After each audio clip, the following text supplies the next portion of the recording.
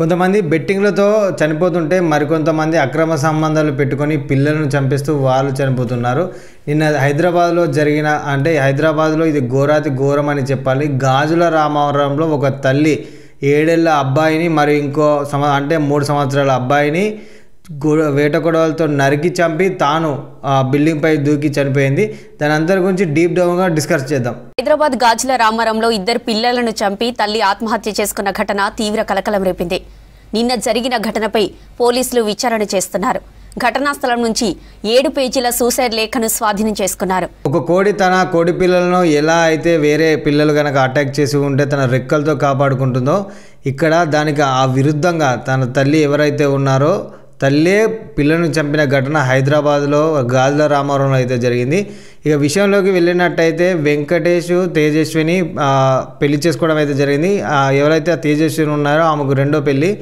వాళ్ళ 2 పిల్లలు ఎవరైతే ఆశీష్ రెడ్డి అశ్విత్ రెడ్డి ఉన్నారో 7 సంవత్సరాలు 4 సంవత్సరాల అబ్బాయికి వాళ్ళకి ఏవో హెల్త్ డిసీజ్ ఉండి ఉంటాయి. వాళ్ళకి ఖచ్చితంగా ప్రతి 3 గంటలకు ఒకసారి డ్రాప్స్ వేయాలని డాక్టర్లు చెప్పేవారు.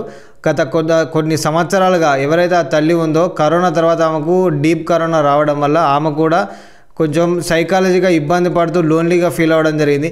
తను కరోనా బాగా వచ్చినప్పుడు 2019 అమ్మాయికి మధ్య చెల్లి వాళ్ళ అమ్మాయికి అప్పటి నుంచి కొంచెం డిప్రెషన్లో ఉంటుంది. అప్పుడప్పుడు ఇంట్లో ఎవరు ఉండరు. మా అల్లుడి గారు ఏమో డ్యూటీకి వెళ్ళిపోతారు, పిల్లలు స్కూల్కి వెళ్ళిపోతారు. ఒక్కతే ఇంట్లో ఉండి బాగా డిప్రెషన్లోకి వెళ్ళిపోయి ఏం చేసిందో అక్కడ ఏం జరిగిందో తెలియదు, ఎవరూ లేదు. ఏది ఏమైనా ఒక తల్లి ఇంత ఘోరంగా చేసిందనే ఘటన గాజుల రామవరంలో కాకుండా హైదరాబాద్లో కలకలం రేపిందని చెప్పాలి. నిన్న సాయంత్రం 3 గంటలకు తన తల్లితో ఫోన్లో మాట్లాడి ఆ తర్వాత తన 2 పిల్లలను వేటకులతో వెంటాడి మరి చంపి, అంటే ఇంత ఎక్స్ట్రీమ్ లెవెల్ అంటే ఆమె ఇన్ని రోజులు డిప్రెషన్లో ఉండి ఇంత ఘోరంగా చంపడం అనేది ఘోరాతి ఘోరమైంది. వాళ్ళని చంపేసి ఎవరైతే 6 అంతస్తుల బిల్డింగ్ పై నుంచి దూకి చనిపోయింది.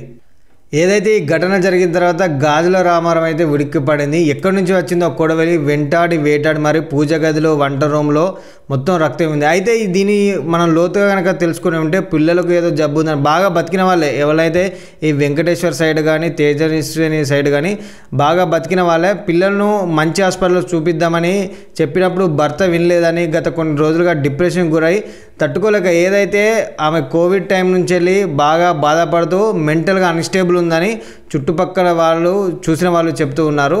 నిన్న సాయంత్రం వాళ్ళ తల్లిగారితో మాట్లాడిన తర్వాత పిల్లలు స్కూలుకు ఎవరైతే వాళ్ళ భర్త ప్రతిరోజు 4 గంటలకైతే రావడం జరిగింది. ఈ 3 గంటల నుంచి 4 గంటల ప్రాంతంలో పిల్లలను వేటాడి మరి చంపి ఆమె చివరికి ఆత్మహత్య చేసుకుంది. అయితే ఇలా మనం తెలుసుకోవాల్సిన విషయం ఏమిటంటే ఎవరైతే తల్లి ఉన్నారో ఆ తల్లి మాత్రం ఘోరాతి ఘోరంగా ఎవరైతే ఆమె గత 7 సంవత్సరాలుగా పిల్లలను కంటికి రెప్పలా చదువుకుంటూ ఎక్స్ట్రీమ్ లెవెల్కి వెళ్ళిపోయి నిన్న సాయంత్రం అయితే ఇలా చేయడం జరిగింది. ఇక్కడ దాకా నా వీడియో కనుక చూసి నచ్చి కనుక ఉంటే ఖచ్చితంగా లైక్ చేయాలని సబ్స్క్రైబ్ చేయాలని కోరుకుంటూ, ఎవరైతే ఆ పిల్లవారిలో ఎవరైతే ఒక పిల్లవారిది మాత్రం ఈరోజు బర్త్డే అని తెలుస్తుంది. బర్త్డే రోజు ముందు రోజు చనిపోవడం చాలా బాధాకరం. ఆ తండ్రి ఇలా మాట్లాడుతూ ఇలా అన్నాడు, పర్సనల్ ఇష్యూస్ కూడా ఏం లేవు, మేమంతా బాగానే ఉంటాము, ముగ్గురు పిల్లలు బాగానే ఉంటాము, మా మావయ్య అత్తలు బాగానే ఉంటారు, వాళ్ళని కొన్ని కొడుకుల్లాగా చూసుకుంటారు. దయచేసి అంత మించి నేనే మాట్లాడలేను. ప్రస్తుతం 2 కొడుకులు బాగొట్టుకున్నాను, భార్యను బాగొట్టుకున్నాను, మాట్లాడలేను. ఇది ఈ మధ్యలో ఫ్యాషన్గా మారింది. ఎవరైతే పిల్లలను చంపి తాను చనిపోవడం. మొన్నే మనం చూసుకున్నట్టయితే రజిత అక్రమ సంబంధంతో పిల్లలను అయితే చంపేసింది. ఇక్కడ మాత్రం తన తల్లి ఎవరైతే మెంటల్గా డిస్టర్బ్ అయ్యి తాను చనిపోయి పిల్లలను అయితే చంపింది.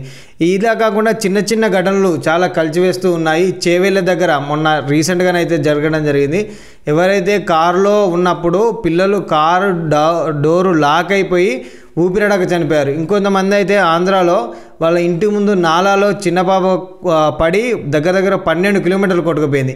చిన్న ఘటనలే పెద్ద విషాదానికి దారితీస్తూ ఉంటాయి. ఎండాకాలంలో ఎక్కువ చిన్నపిల్లలు ఇంట్లో తెలియకుండా ఈతకు వెళ్ళడం కానీ ఇదంతా చేస్తూ ఉంటారు. దయచేసి ఎవరైతే తల్లిదండ్రులు ఉన్నారో పిల్లలను ఒక కంట గమనిస్తూ ఉండాలని కోరుకుంటూ మరో ఇంట్రెస్టింగ్ వీడియోతో మళ్ళీ మీ ముందు వస్తాను. ఇదంతా తెలవడానికి ఒక డీప్ కారణం అయితే ఉంది. ఏదైతే ఇది ఒక ఫ్యాషన్గా మారింది. ఎవరైతే పక్కోళ్ళ ఇంట్లో ఏదో కొనుక్కుంటారో మనం కొనుక్కోవడం, వాళ్ళు కారు కొనుక్కుంటున్నారు, వీళ్ళు చీరలు కొనుక్కోవడం, ఇదొకటి అంటే ఇది ఎక్స్ట్రీమ్ లెవెల్కి వెళ్ళిపోయి ఇలా చేయడం అయితే జరుగుతుంది. దయచేసి మీరు అలా చేయదు. గాజుల రామారంలో జరిగిన ఇన్సిడెంట్పై మీ అభిప్రాయాన్ని కామెంట్ రూపంలో తెలియజేయండి. మరో ఇంట్రెస్టింగ్ వీడియోతో మళ్ళీ ముందు వస్తాను. This is Vamshikrishna signing of.